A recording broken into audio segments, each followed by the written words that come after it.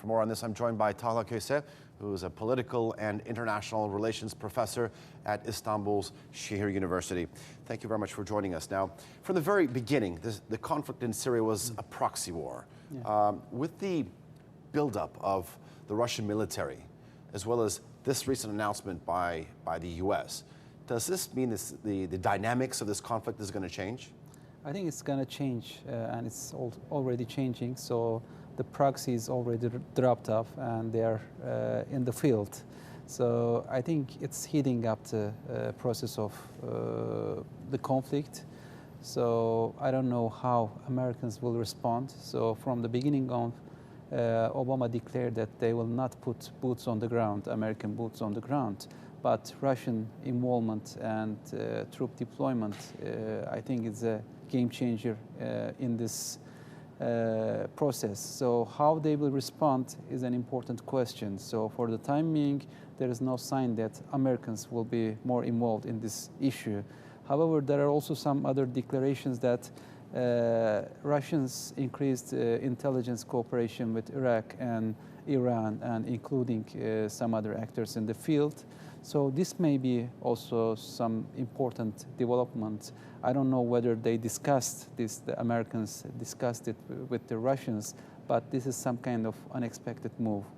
So today, Russian troops, Russian Air Force, started bombardment in some part of the Syria, especially between Hama and Homs. And those areas, for some, are not ISIS places, so they are not controlled by the ISIS. So it is very difficult to grasp the main objective of Russia at this moment. Explain this to me. If the Russians, if they start targeting rebel forces within Syria, and the U.S. is actually assisting search and rescue efforts to its allies, the rebels in Syria, isn't this thing going to turn into a very counterproductive operation?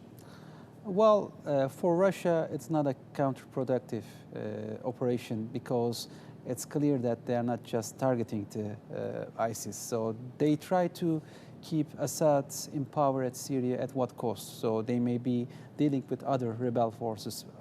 But on the other hand, American need boots on the ground, but they just work with PYD, and they don't support other rebel forces.